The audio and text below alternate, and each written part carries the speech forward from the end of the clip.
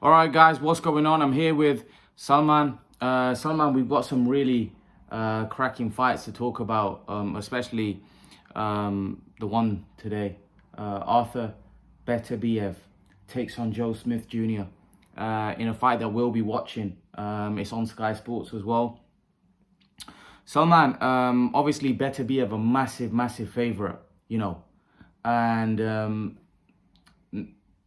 Joe Smith, game guy, very strong guy, very big puncher, very big guy. Do you give Joe Smith a chance in this fight against Arthur Beterbiev? I think Beterbiev will probably be too big and too strong, and he'll out hustle Joe Smith Jr. I think he'll knock Joe Smith Jr. out. To be honest, he's got a 100% knockout ratio, the only champion that has a 100% knockout ratio. So I can't see anything but a Beterbiev win, to be honest. I think Beterbiev will be too strong. But they say Beterbiev has been down before, and Joe Smith is a massive puncher. Bivol obviously outclassed Joe Smith, and it went the distance, I believe. And Beterbiev, do you think he'll stop Joe Smith? I think so. I think Beterbiev will look to stop him. He's a big puncher, he's strong, he's tough.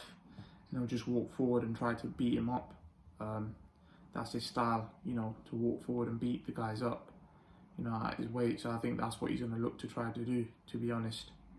And I think he's got the attributes to do that. He's big, he's strong, and he's got a good punch as well. So I think that's what he's going to look to do. Do you think Joe Smith's only got a puncher's chance here in this one? To be honest, I've not really seen much of Joe Smith Jr., but, you know, he seems like an okay fighter.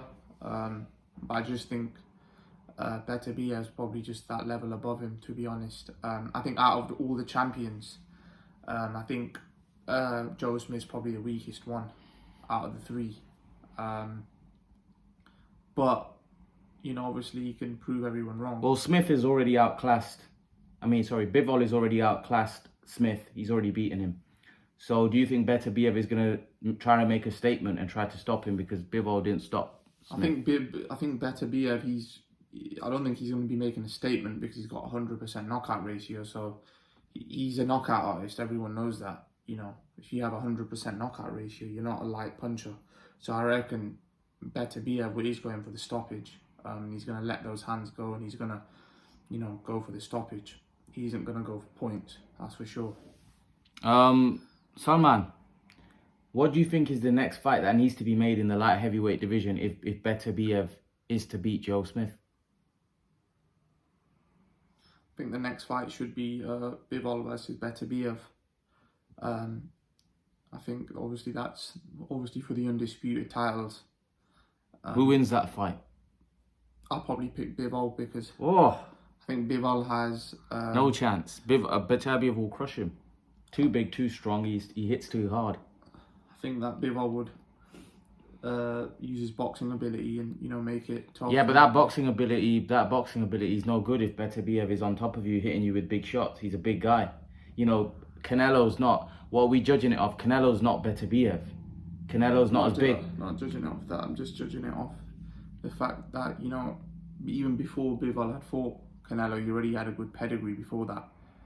He's a medalist at the Olympics. I think is he a gold medalist? Yeah, but what I'm trying to say is it's not about that. What I'm saying is Beterbiev is too strong. He hits too hard. He's going to be on top of Bivol. Bivol ain't going to be able to do what he did against Canelo.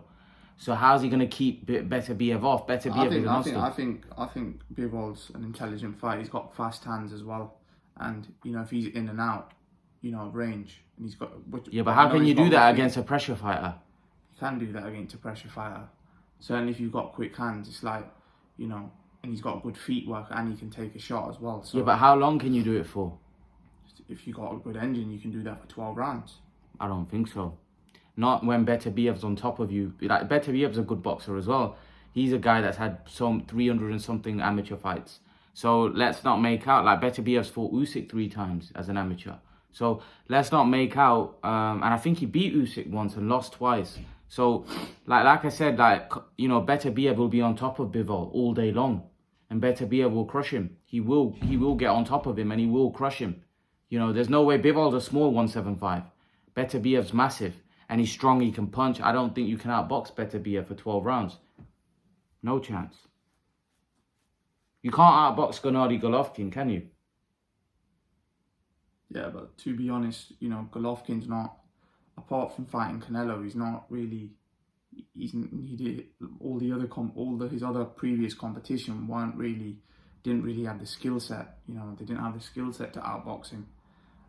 He fought Kell Brook, but Kell Brook's, you know, Kell Brook isn't going to outbox no one really. So he didn't really fight anyone that had that sort of pedigree to outbox him ever. So it just depends who you fight really. Some fighters have the pedigree and some fighters don't. But to be honest, in that division, I don't think there is anyone. No, but Golovkin is basically Beterbiev is just Golovkin and 2.0 bigger version. He's just bigger.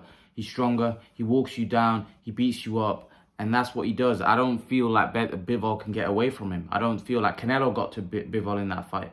Canelo was landing uppercuts. He got him on the inside. Beterbiev is stronger than Canelo. He hits harder than Canelo. I think he knocks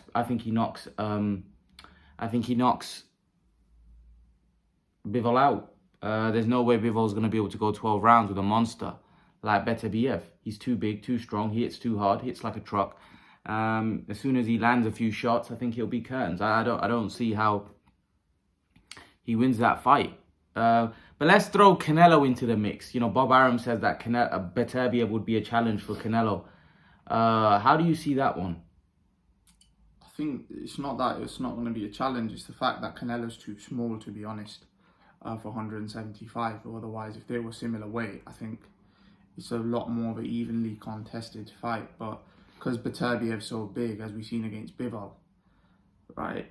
It's not gonna. Canelo will probably lose at that weight because he's too small. Will Beterbiev knock Canelo out?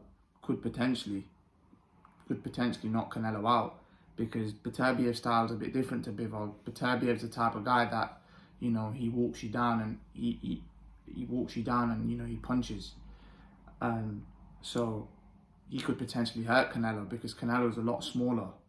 You know, Canelo's moving up so much weight. He's not a natural 175, so potentially he could get knocked out against Beterbiev. We've seen Bivol get to Canelo, and Bivol's not really a big puncher, to be honest, at 175 compared to Beterbiev. So potentially Canelo could get knocked out if he was to fight Beterbiev, because Beterbiev's obviously got 100% knockout ratio at 175 and he can punch. You know, Bivol couldn't really punch and he was getting to Canelo. So maybe if Beterbiev was to connect on Canelo, he could be curtains, to be honest, because he's just too small. I think he's too small. He doesn't have the height.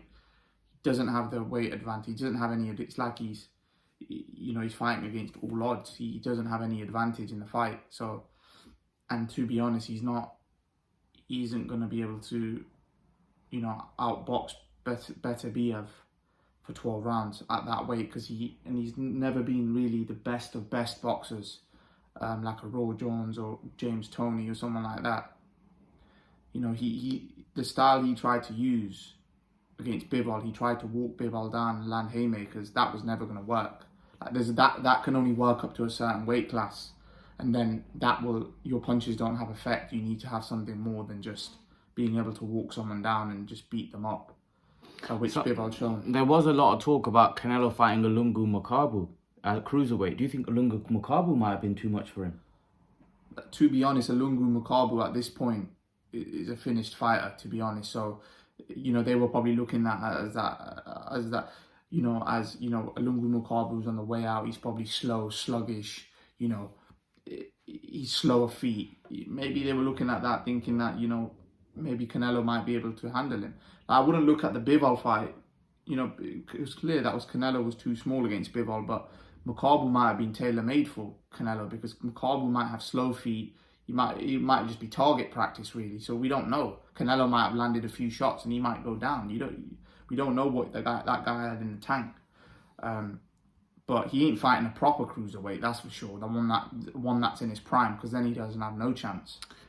Salman, well, against Bradis or Coley. No chance.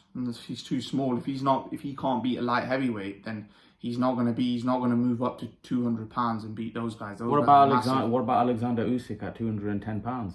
Yeah, but that's silly though, isn't it? Silly. He's too small. He's too small. Alexander Usyk could stand there and toe to toe with Canelo and still knock him out because he's too small. Canelo's just too small, and Usyk wouldn't even need to fight his fight. He could fight whatever fight Canelo wanted and still beat him because Canelo's just too small. It's silly weight, isn't it? Canelo's not even 6 foot. Canelo's like 5'7", 5'8". He's a midget really. So you can't step up like against a Coley. A Coley's 6'6", 6'5". How are you gonna beat someone like that? You ain't gonna knock him out because you can't punch hard enough at that weight, and he could knock you out if he lands because you're too small. So I just think it's silly, isn't it? Really silly. Yeah. Canelo isn't really a 175 pounder and doesn't have the style to.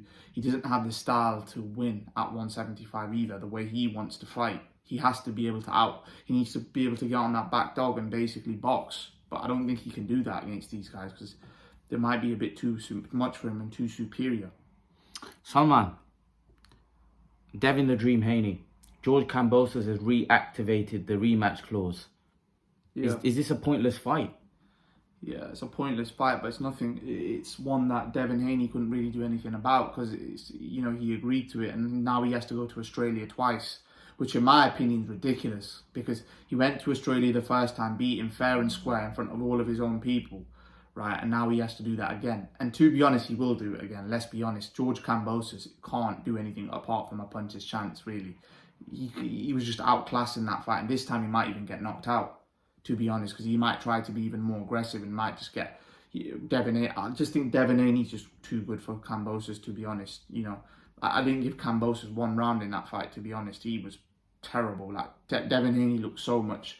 He made it, he won easily, really. He didn't even have it. It wasn't even a fight, really. It wasn't even a fight. It was a boring snooze fest. It wasn't even a fight because, Kambosos didn't have the ability to close the range and close the gap and make it. He needed to fight a fight where he needed to close the gap on Haney and, make it dirty, but he just doesn't have the ability. He doesn't have the ability. He doesn't punch very hard, right? And it's a dead fight. It's one that I don't really want to see, to be honest. I would rather see Haney in there with someone like Tank, Lomachenko, or someone new, just a new name. I don't want to see him in there with Kambosos again. It's a crap fight. It's going to be another snooze fest probably because Haney can't punch, right? And Kambosos doesn't really have the ability to close the gap, as we've seen. So what's Kambosos really going to do in this fight? Apart from land a lucky shot, which I don't even think he has the power anyways to knock Haney spark out. So it's not going to do good numbers, that's for sure. This isn't going to do good numbers at all. No one's going to tune in. Not many people are even going to go to watch because it's going to be a boring fight. It's not going to be an exciting fight. It's not a good rematch. I understand, George Kambosos activated the rematch, but also you have to look at how you lose. If you get schooled like that, there shouldn't really be a rematch clause. He's activating the rematch clause because he has nothing else to do because he knows if he doesn't, he ain't going to fight the top guys because they'll probably beat him. Tank, Loma, they'll beat Kambosos probably, most likely. So he's probably thinking, if I don't take the Haney rematch, there's nothing else out there for me to do because those top guys will probably beat me because I'm not that great anyways. I beat Lopez and, was Lopez injured in that fight? Did he have heart problems or whatever, right? We don't know, but he's probably not going to beat the other top guys. Kambosos, he's probably thinking this is the only chance he has. Let's be honest. But if he goes back to Australia, beats George Kambosos, then who would you like to see him fight after that? Lomachenko, Gervonta Davis. How does he get on with Lomachenko? Well, Tim Bradley said that Devin Haney schools Lomachenko, but I don't know whether Devin Haney's. I don't know. I don't know what Lomachenko's been inactive for ages now, so I don't know how much Lomachenko has in the tank. What his desires are. How look good against Nakatani though. I would definitely advise Lomachenko to have a fight before just stepping in there with someone like a Tank or Haney. I wouldn't just go straight in there because you want to warm up. You want a warm up fight at least because all that mental trauma he must be going through and stuff. He needs to get into it, I think. I wouldn't just go straight into it. But Lomachenko at his best, I think him against Haney, I don't think that's an easy fight for Haney at all, to be honest. I think Lomachenko would be a box of tricks, and it's a style that Haney wouldn't have ever fought before. You know, it's a style Haney wouldn't have ever fought before. But is Haney, as Bradley said, he'd be too rangy? I don't know. He's a lot bigger than Lomachenko. Will he be able to keep Lomachenko at the end of the jab? You know, I don't know. I'd have to see that fight to see if Haney is able to do the things that Bradley claimed. But Bradley was claiming that he believes Haney beats them all. He beats Gervonta Davis, Lomachenko, and the only guy that can beat him is Shakur Stevenson. That's it. But I would need to see that. I would need to see him beat Haney. I don't know about Lomachenko. Lomachenko's a really good fighter. Hey, Gervonta probably would get outboxed, but he'd have to knock him out. But with Lomachenko, I don't even know if Haney can outbox him, to be honest. I think those angles is a problem. You know what I mean? I know Bradley said if you take those angles away, you know, he's an ordinary fighter. But yeah, but that's easier said than done. What do you say? Yeah, of course, it's easier said than done. But obviously, Haney's also a box of tricks himself. He's not. I don't personally think it's an easy fight for either, to be honest, because you got to realize Haney's not really a box of tricks. He's an typical orthodox. But I don't think it would be an easy fight for Lomachenko, if you get what I mean. I still think it would be difficult. I don't think he'd just walk in and just school him. I think it would be nip and tuck, to be honest. Because if you look at it, whoever Lomachenko's fought thus far, I think Haney's more trickier than anyone that he has fought so far as a professional. You know, Teofimo isn't really. He's more of a guy that he's a big puncher. I don't think he's got the skills of a Haney, to be honest. And look, styles make fights. Maybe because Haney can't punch, you know, Lomachenko will be more offensive. You know, against Lopez, he wasn't as offensive for the first half of the fight because he probably thought that if Lopez tags me, I could be hurt because Lopez was massive. So styles make fights. We don't know. You know, Lomachenko might be a lot more aggressive against Haney. You know, so he might not lose the rounds, but it's a fight that we'd have to see. But I still think it's a good fight because I think Haney, although he's a boring fighter, I think he's effective whatever he does. You know, I think he knows I think he's got a lot of knowledge from, the Mayweather gym, being around that boxing circle. I think he's got a lot of knowledge and a lot of skills picked up from there. So I think Lomachenko versus Haney would be a good fight, to be honest. I think that's a fight I'd want to see. And Gervonta Davis. Gervonta Davis is also a guy that was in the, and they have history as well about sparring. Like, apparently, Haney said, I made Gervonta quit in sparring and all this sort of stuff. So that's a fight I would like to see as well. A lot of people said, look, I see loads of mixed opinions online. Some people say Haney would outbox Tank. Some people say Tank will beat him up. But one thing I would say about Tank is that he has the style where he can take it to Haney and beat him up. He can close that range. Like how Kambosos couldn't close that range, Tank can close that range, and Tank's got a great chin as well. So he's got the ability. And the thing is with Tank, he can throw body shots, he can throw head shots, he can do everything. So Haney is gonna have to be careful. It's not just he'll be looking for a headshot. He'll target the body, and if he knows Haney can't punch, I've seen with Tank when there's a guy that can't punch, he just goes for it. He doesn't waste much time. But when he knows there's a guy that has a little bit of pop, he's a bit more cautious, throwing, because he needs to see what's coming back. But with Haney, I just think he'll tee off straight away because he'll know that this guy can't knock me out. Whatever happens, this kid can't knock me out. So if Tank gets all over Haney and makes it a dogfight, we don't know how much Haney take it. And even against Lomachenko's got the angles. Lomachenko could pepper Haney, but we don't know how Haney will react.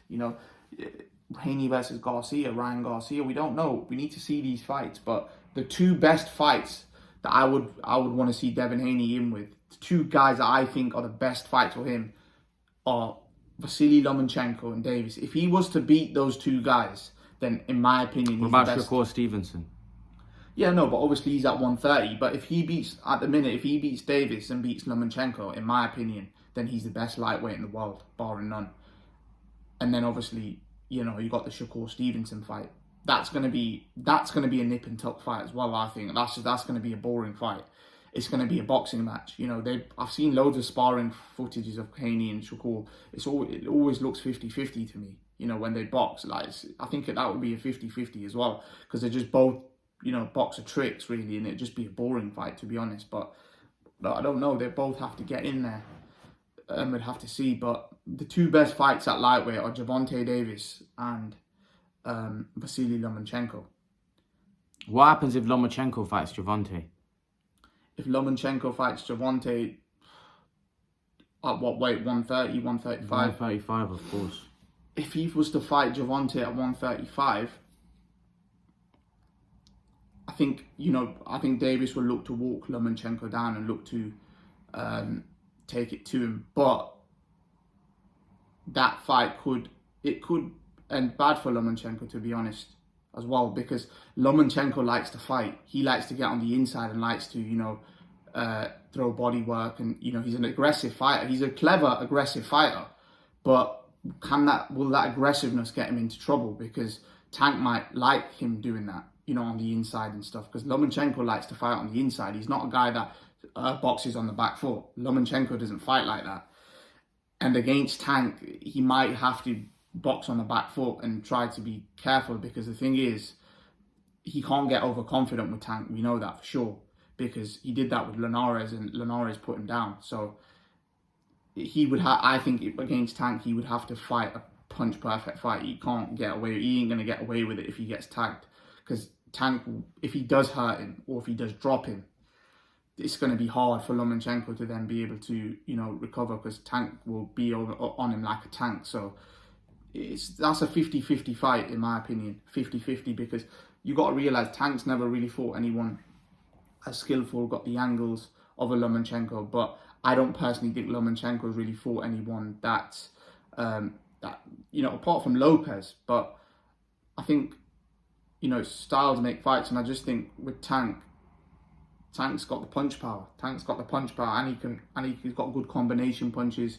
And the way I think Lomachenko will fight against Tank, he might outclass him, but I just don't see it. I don't see him outclassing Tank. I don't think he has that sort of style. I think Devin Haney has more of a style to outclass Tank on the back foot.